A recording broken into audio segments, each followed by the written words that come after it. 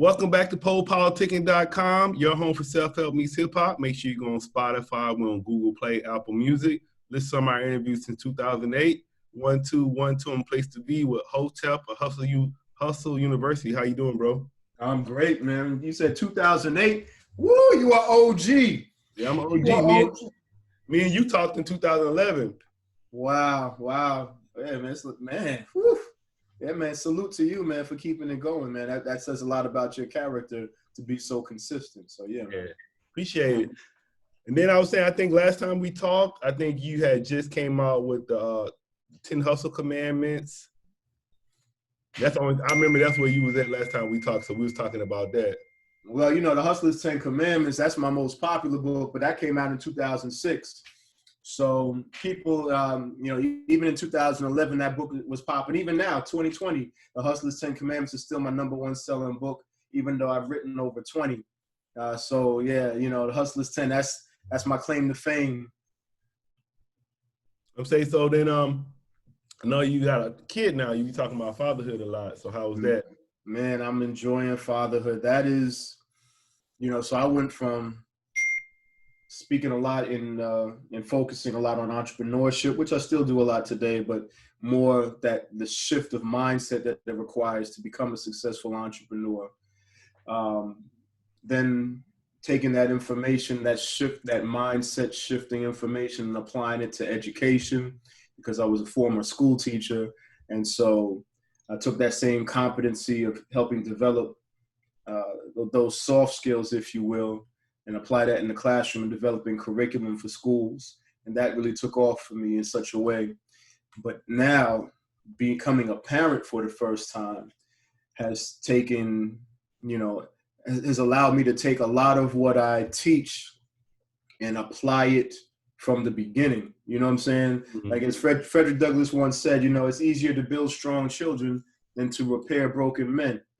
And so the work I found in both sectors, whether in education or in entrepreneurship and helping people build business, is that I find myself working with adults who are broken, adults who have suffered from different types of traumas and being misinformed, ill-informed, miseducated, developed dysfunctional beliefs about themselves and the world and other people. And those things have settled in and hardened like a crust around them.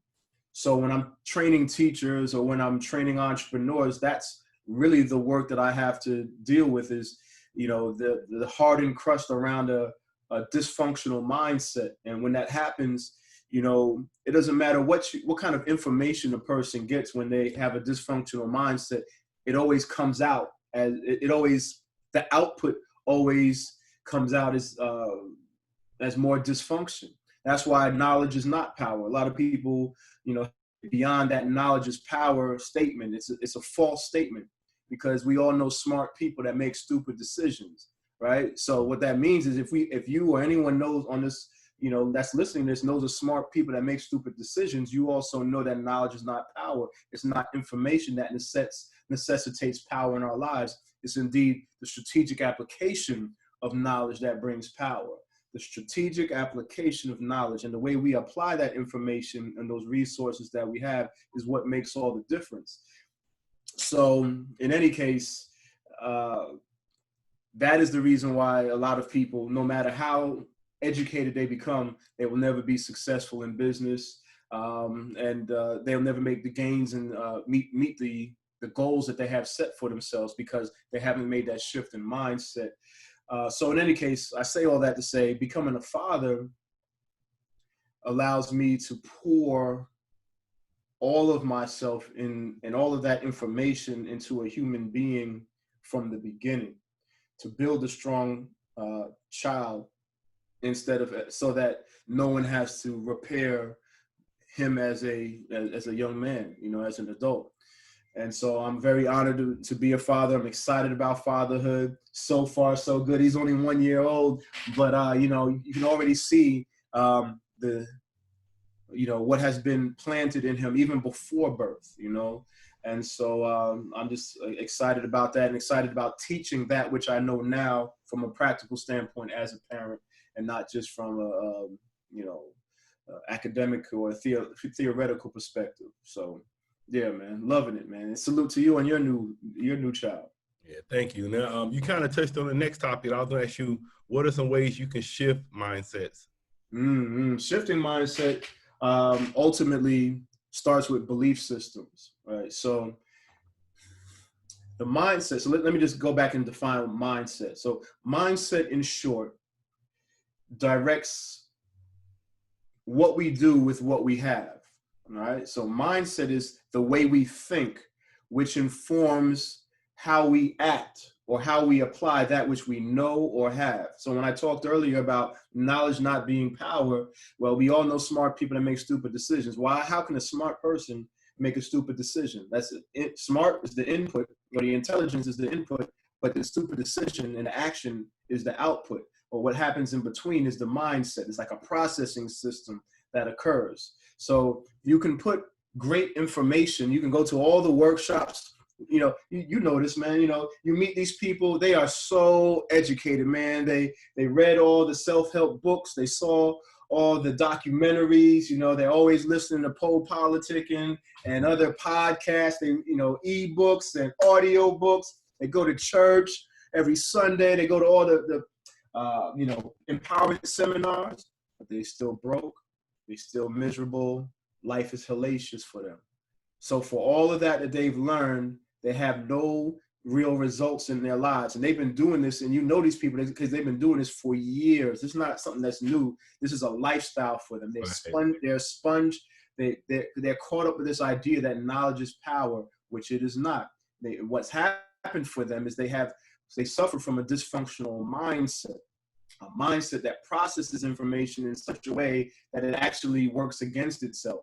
And so, again, mindset, to put it in layman's terms, is the way we think. Sorry about that. Mindset is the way we think, which informs what we do with what we have, meaning what we know or what we have tangibly. So if a person wants to shift their mindset, if a person, and the only reason why you should want to shift your mindset is if you're not able to achieve the goals that you have set for yourself, right? So for example, if anybody's listening to this and they have everything that they want, that their life is beautiful and abundant and affluent and all the things, they're able to achieve their goals consistently, then obviously you have the right mindset. You're processing the information that you have in a way that gets you the results that you want.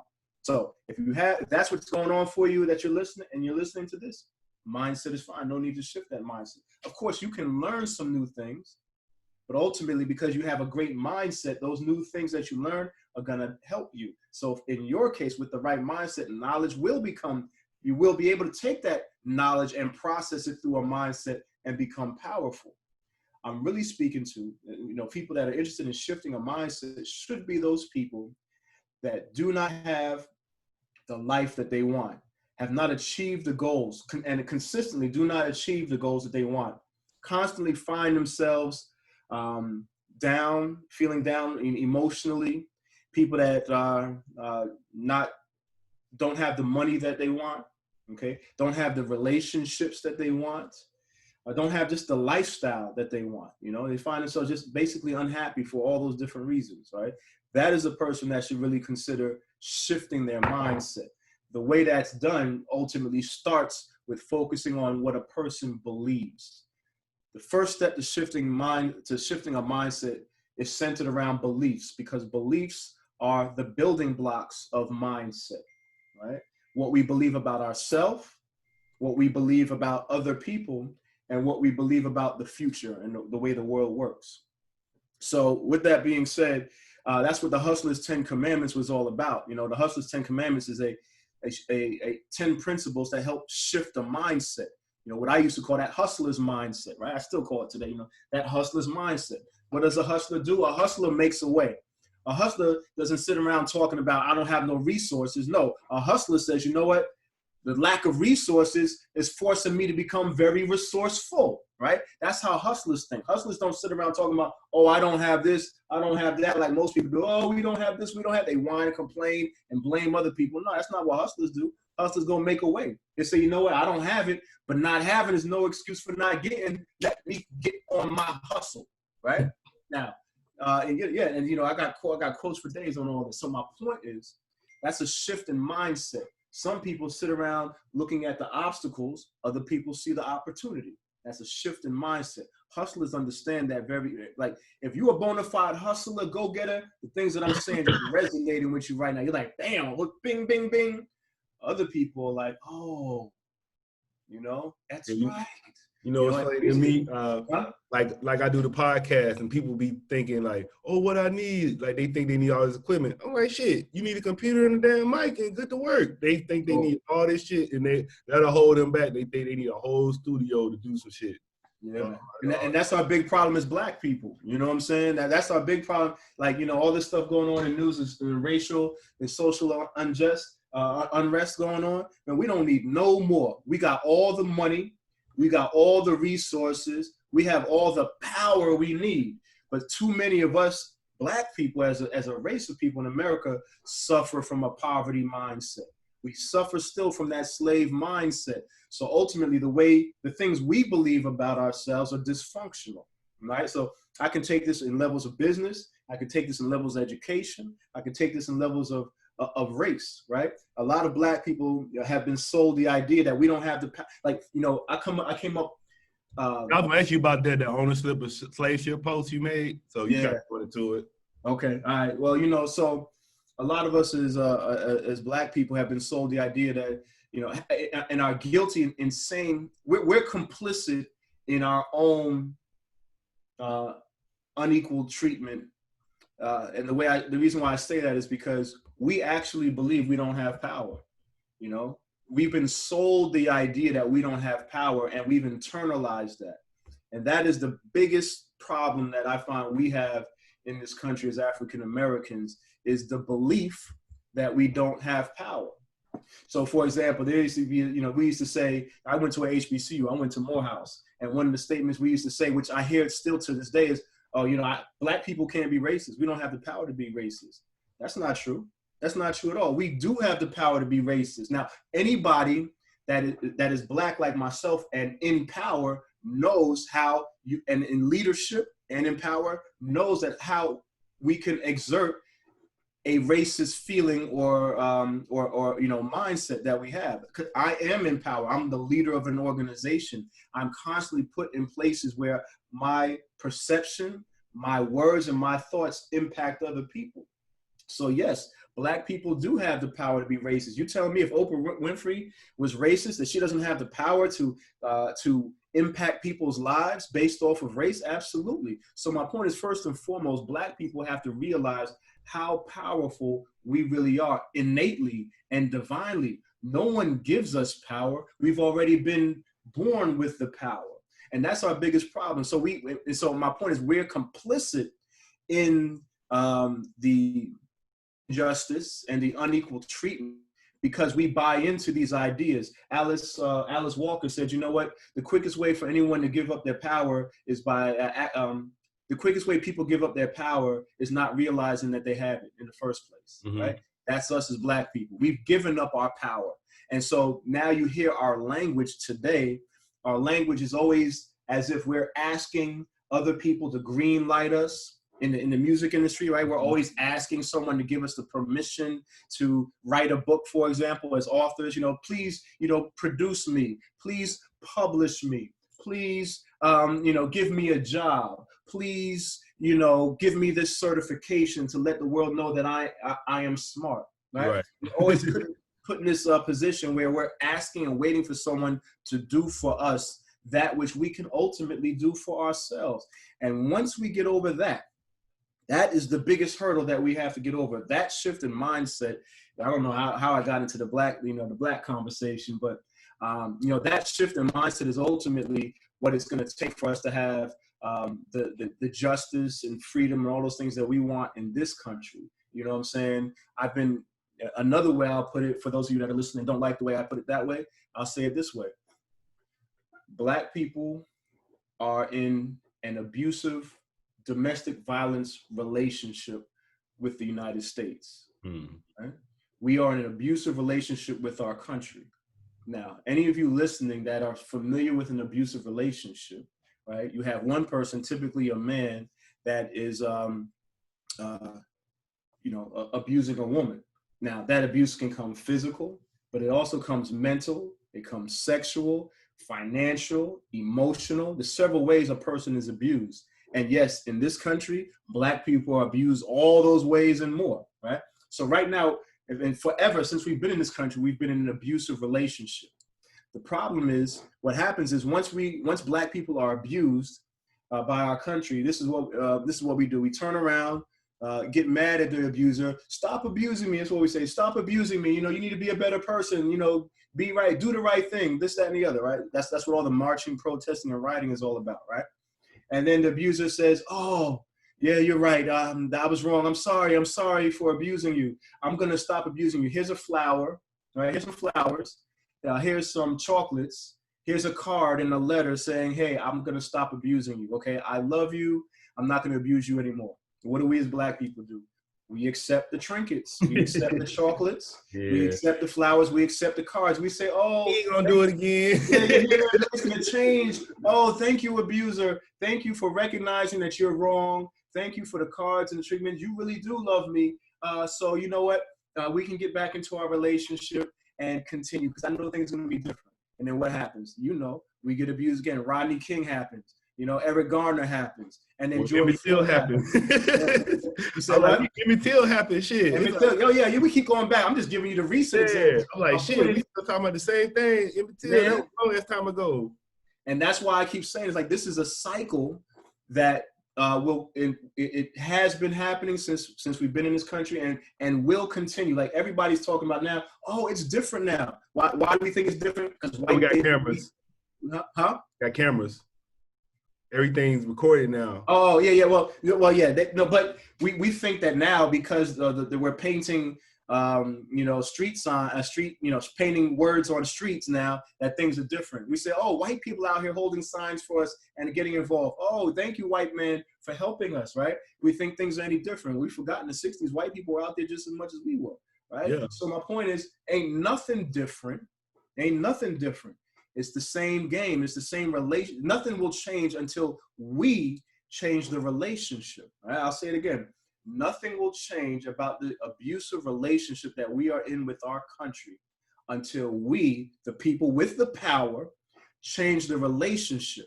The problem is, as I said, with mindset, because we think that we don't have the power, we're constantly waiting for the abuser to make the change for us. We place the responsibility on the abuser to make changes. And that is the reason why we will continue to be in this relationship. Things will continue to happen. And now what the abuser will do is they will shift the type of abuse. So right now we're very sensitive to physical abuse, right? So what the abuser is going to do is say, you know what? Oh, we're going to change police policies. We're going to change a lot of procedures out there so the physical abuse stops. But then what the abuser will do, because he's very slick and smart, been doing this for a long time, and then the abuser will shift it and they'll make it mental abuse, right?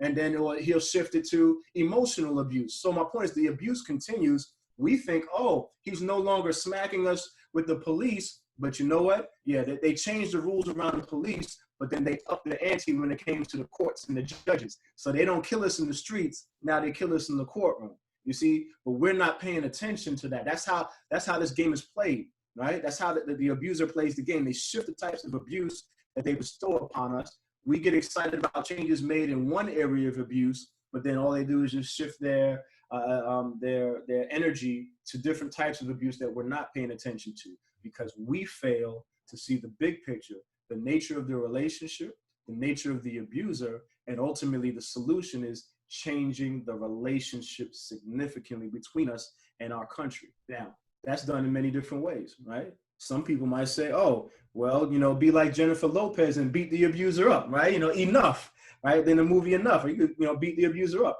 That ain't gonna happen, right? We can't beat the abuser up, but we don't have to, right? There's other ways to change the relationship, right? So we can just say, you know what, abuser? I'm gone, I'm leaving. Right? We can, a lot of Black people are talking about this, let's leave America, right? And, Exodus, they call it Black Sit for those that are wondering, right? And let's get out of the country, all in all. Personally, Garvey was talking about that, right? When Marcus Garvey talking about that back in the day? Absolutely. And so, and I'm a son of Garvey. If anybody that's read The Hustler's 10 Commandments, know Garvey's my hero. Right? So that's another way. I question how effective that would be.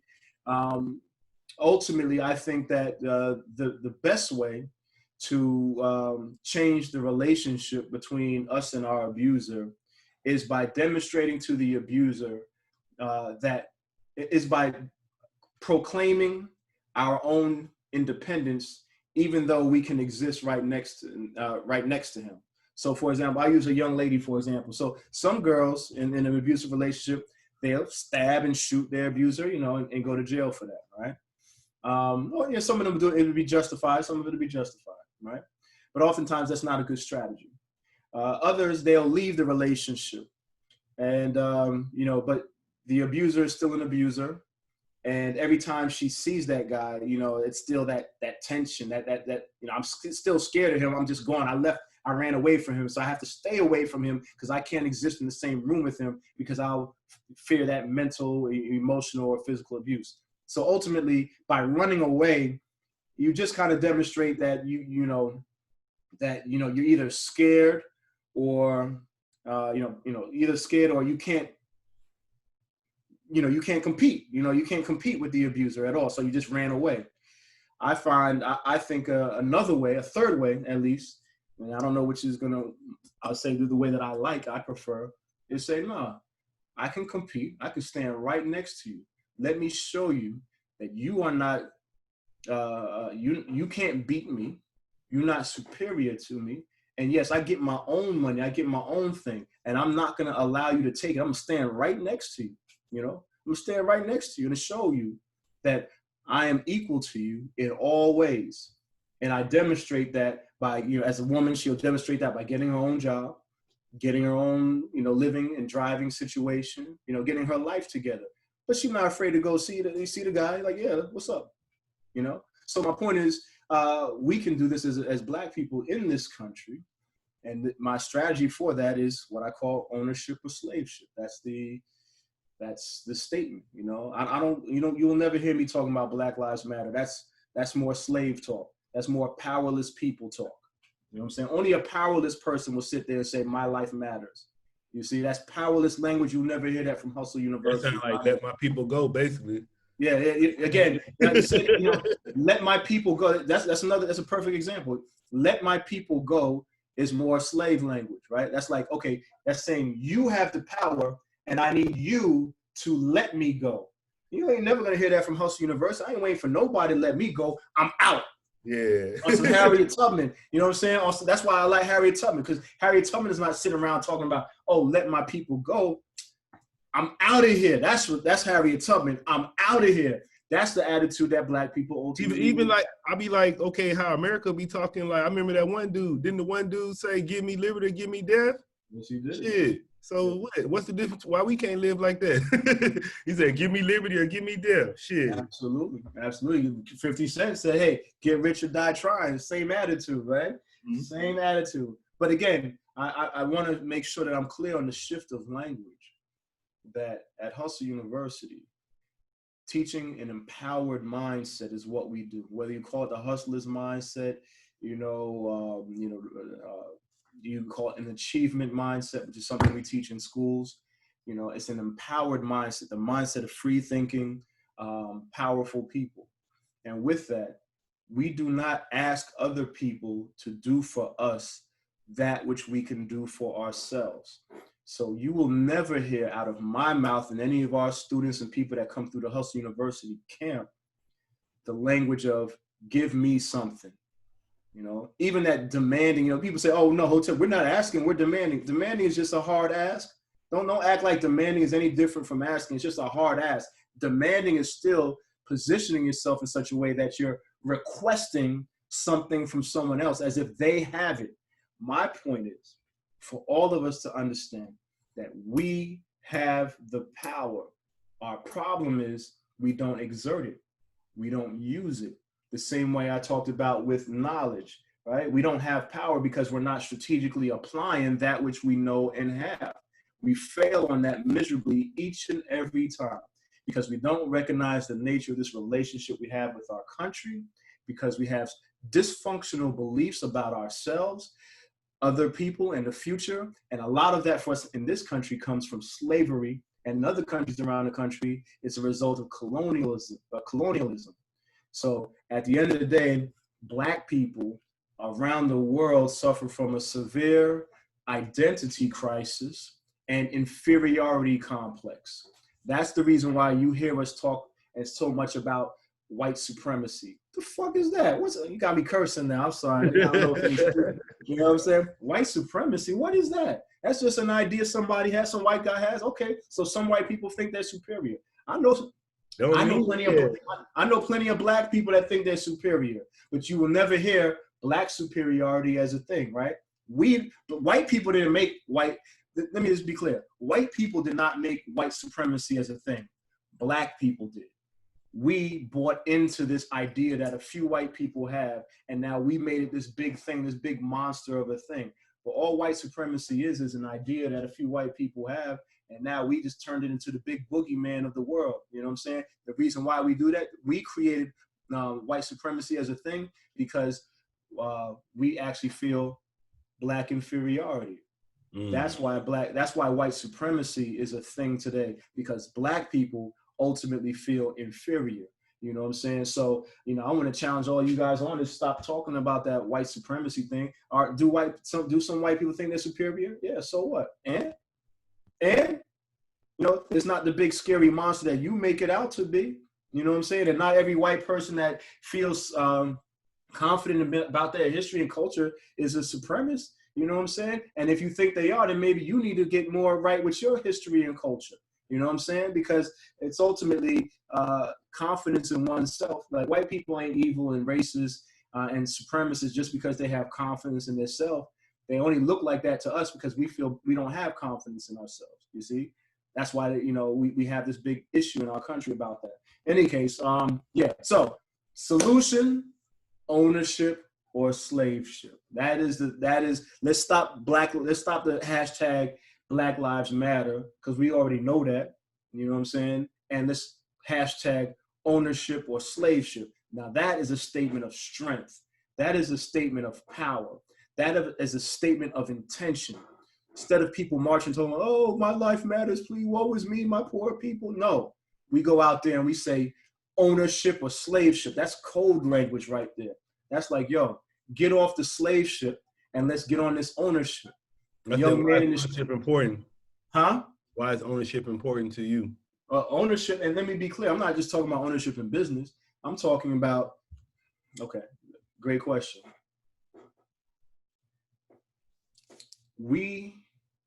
As long as we allow other people, as long as there's no ownership, then we are always in a position where we put the decision-making on someone else, right? Let's use the police for an example. We have problems with the, okay. Well, then what's to stop us from building our own security and protection agency? There's nothing to stop us from doing that, right? So we can build within our community, because we have the power to do this, our own security and protection agency, so that we don't have to call on the police. Because see, right now, this is the problem. Yeah, you don't like the police, but you gotta call them if you got a problem. Who else you gonna call? You see, we have no choice, no option. This is what's happening in our communities all across the country. We sit there and say, F the police, defund the police. But as soon as there's a problem in your household, who you gonna call? 911. So you're ultimately. That's why. I mean, a lot of the gangs started because of that.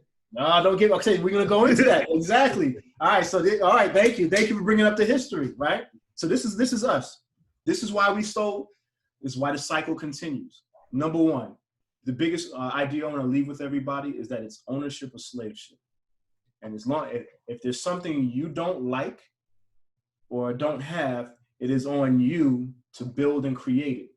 And the reason why we don't have that, which we don't like, that we don't have what we like and don't have, because we're not building it and creating it, we're waiting for somebody else to do it for us. And in regards to police, we are in a position now where we're saying F the police, defund the police.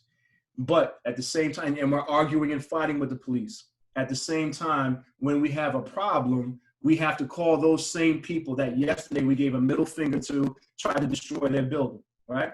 And then we expect those same people that we middle fingered and said F the police to come on time. You know what I'm saying? To respond. How you silly, that's stupid. You know what I'm saying? But we the stupid, we the fools for thinking that we can treat people in such a way one day and then call them the next day for help. What you expect to happen? But that's us, right? So number one, ownership or slaveship. Ownership says, you know what? We don't like the police. So let's remove ourselves from the relationship that we have, that abusive relationship, by creating our own police force, a protection and security agency. Now, this is done successfully in the Nation of Islam with the FOI, right? The FOI is a protection and security agency for the Nation of Islam.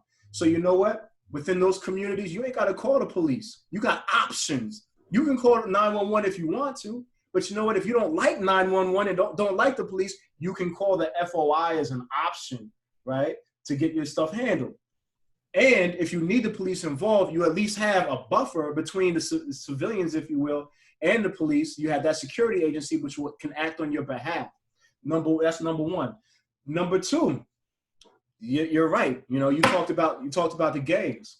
Well, is it so? A lot of people, you know, some people brought up the idea that, hey, Hotep, we need to get the Bloods and the Crips and all the other gangs involved. You know what I'm saying? They can be our security and protection agency.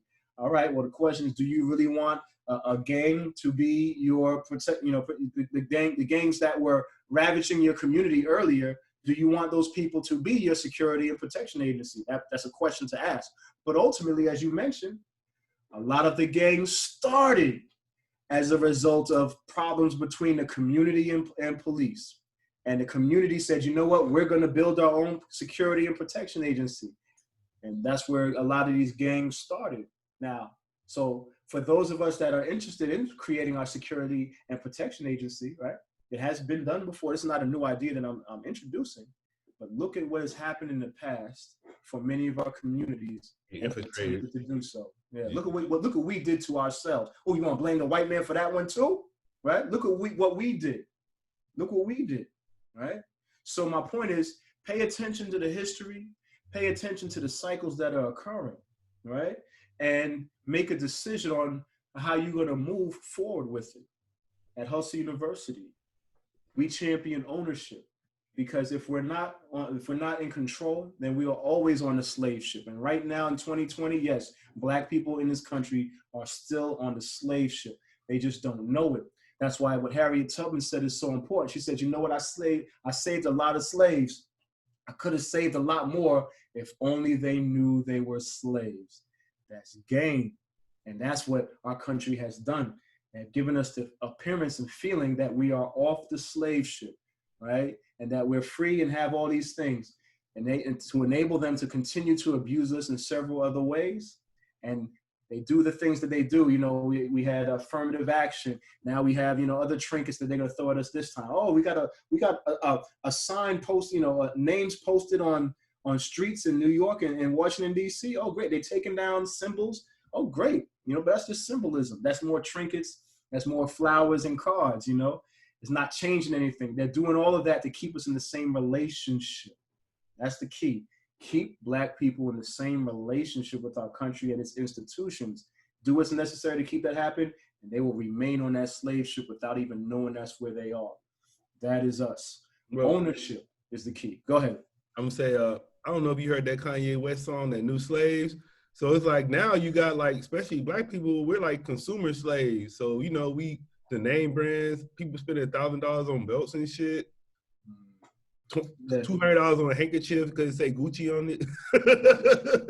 Because we have no value. We don't value ourselves. We value the white man. Instead of spending, like, imagine like you spending all that money on a belt, man. You could have made like a whole outfit, your own outfit for like 3 outfits with your own money with that. Instead of you want to get that Gucci on it or whatever, or Chanel or whatever. Absolutely, that's that poverty mindset. You know, we say the white man's ice is colder, right? The white man's money is greener. You know, we still believe that. You know, and so even in 2020, after George Floyd and Breonna Taylor and all of that, we sitting here talking all that Black Lives Matter, but ultimately We the ones that need to understand that. You know what I'm saying? We the ones that need to internalize that. That ain't a symbol for other people. You know, we act like that's something that we need to teach other people. No, we need to teach that to ourselves. You know what I'm saying? So that's the reason why we value a Gucci belt. Let a black man put his name on a belt and see how that sells. You know what I'm saying? No, right? Except for Jordans, right? Except for Jordans. Jordans, black man name, okay. You know, but outside of that, you know, anything with a black name or associated with black people is devalued, because you'd rather have those white, and particularly European people, white Europeans. I'm saying, I see you have a book club. Yeah. So we started a book club, and a virtual book club, obviously because of COVID-19. So on a monthly basis, we meet with the people that are part of our membership, if you will. And you know, when people purchase the Hustlers Survivors, so people purchase all of our ebooks in one collection. It's called the Hustlers Survival Kit. In the Hustlers Survival Kit, you have all the books that I've written, all the entrepreneur self-empowerment books that I've written are in the Hustlers Survival Kit. By the way, all that's found at hustleuniversity.org. And so, yeah, they go there, they get access to it, and then they're invited to the monthly meetings for our book club, man. So, yeah, I'm excited about that. This is a perfect time to, you know, just focus on shifting that mindset, my brother, shifting that mindset. I appreciate you for bringing that up. Yeah, then you had the last thing I want to talk about. It says applying spiritual principles to manifestation. Yeah. So I alluded to this earlier. You know, I don't consider myself to be a preacher. A lot of people mistake what I speak about being devoid of spirituality. And ultimately, obviously, they don't know me. You know, my first book is called The Hustler's 10 Commandments. My third book is called The Hustler's Gospel. My collection of books is called The Hustler's Bible, right? Now, the reason being is because everything that I'm speaking about right now is speaking to the idea that God, that as much as God is outside of us, God is also within us, right? And that is that's when I said, that leads to the point that I mentioned earlier about power. Our power doesn't come from white people. Our power doesn't come from the government or large corporations that can give us the green light for the production of anything. The power comes from here. That's why I say, yes, all of us do have the power to be racist. We have the power to feel like supremacists if we want. We have the power to change the world, you know, and that power is not by asking other people to do it for us. That power is by doing it ourselves.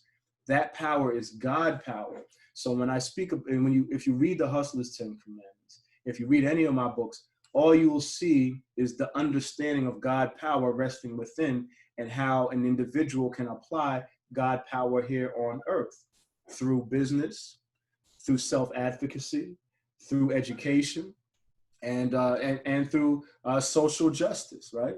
So yeah, that's where that whole spirituality thing comes to play. I don't talk a lot about God because I am God. You understand? So why I don't need to talk about myself. All I need to do is exist and show and demonstrate to everybody what can be done by understanding one's innate divine power. So yeah, man, that's all my work. All of it comes from that understanding, singular understanding first and foremost. And everything else flows. You know what I'm saying? Ownership of slaveship.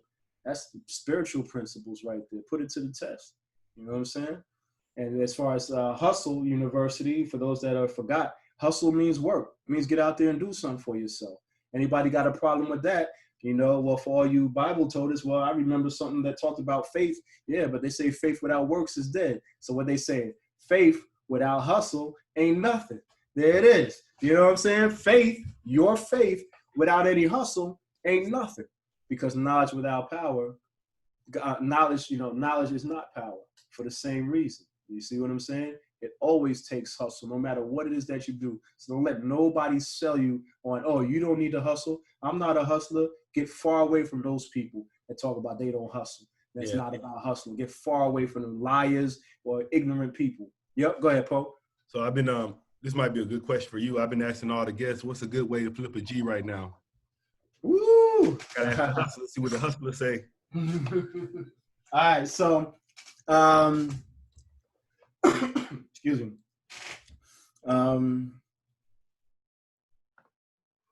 There's a few ways, right? One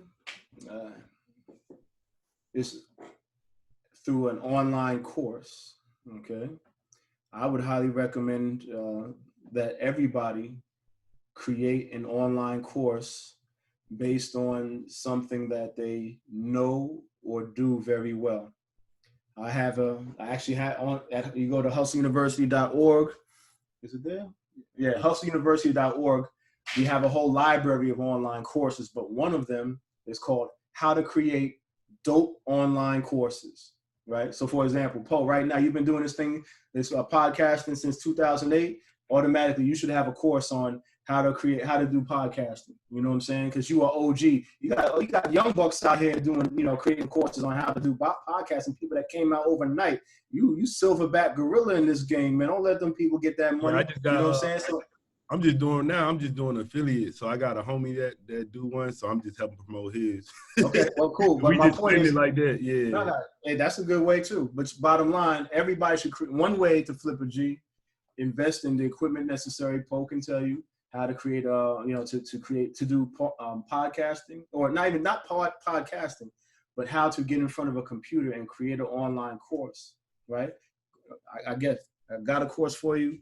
It's called How to Create Dope Online Courses. Because I'm gonna tell you right now, having online courses saved my life.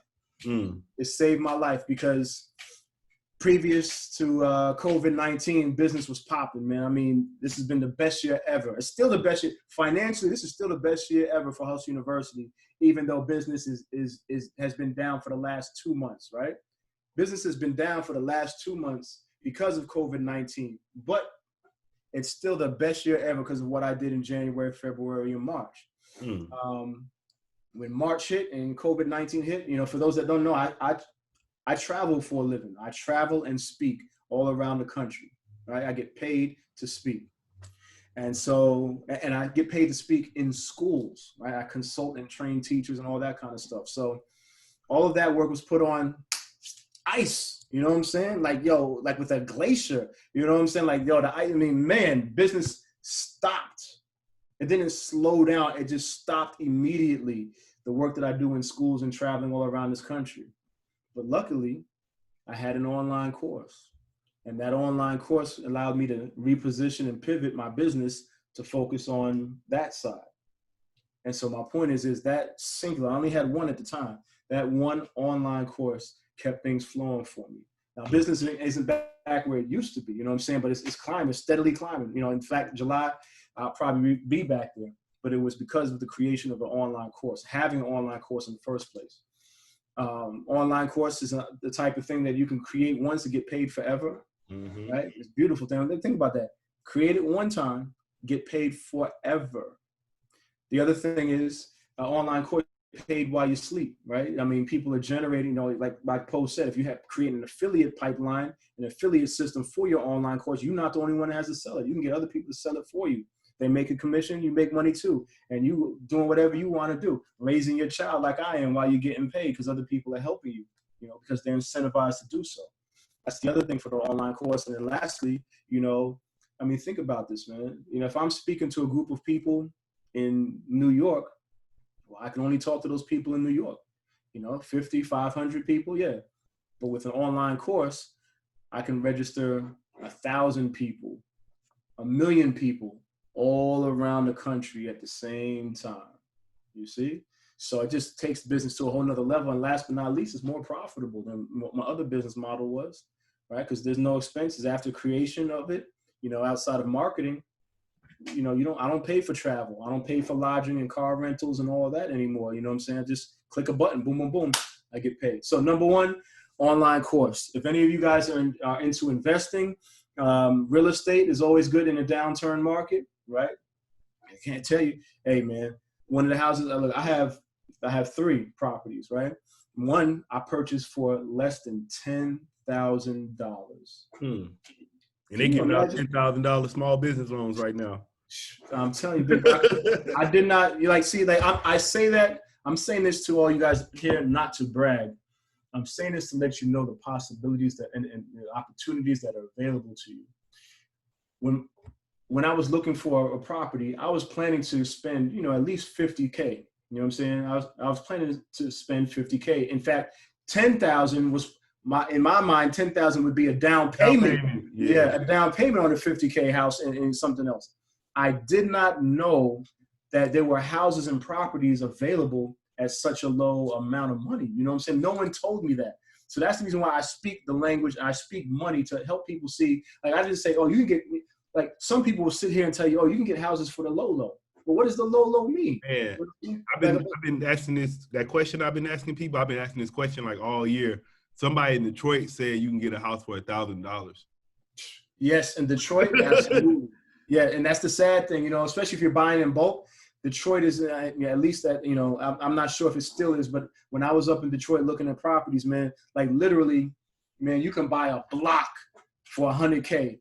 For $100,000, you can literally buy an entire block in Detroit. And that's just Detroit. There's other cities I'm sure you can do the same thing. But see, that's the thing.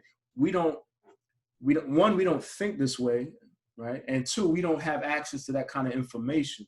So that's the reason why I speak the language of money and power so that people can understand, this really, what, 10K? As Po said, you know what? They're giving 10K grants right now. So instead of me complaining about other people, instead of me, let me show you, let me just talk to you about this. Let me tell you the difference in mindset that we can have in this country. Black people, let's stop complaining about gentrification and other people buying our communities, and let's just buy the community ourselves. You see, like if you want to protect your community, protect your community from gentrification, stop whining about white people buying your block. You buy it. You have the power, and if you're not as an individual, if you don't have it, well, you know what? You want to arrange people. You can pull people together to riot and march. Why don't you pull people together to buy the block? You understand? You know what I think is wrong with what's messing up Black people too? Because I don't know, this might not happen with you, but I remember when I was growing up, it's always like, oh, I can't wait for my kid to get 18 to move out the house. But all these other families, they have a nice ass house, but it'll be the grandma in there, the parents, and the kids, and they all in there, and they all doing together. But we so quick to, when their kids turn 18, we got to kick them out the house. They got to move on. So I think that's messing us up too. And there's just a lot of things, big brother. A lot of things. And it all comes down to shifting that mindset, man. So yeah, a real estate property is another one. And then lastly, as far as investments, like if any of you play with the stock market, something that I've been looking at, a friend put me down to, is purchasing stock of airline stock. And the rationale is this. It's gonna go back up.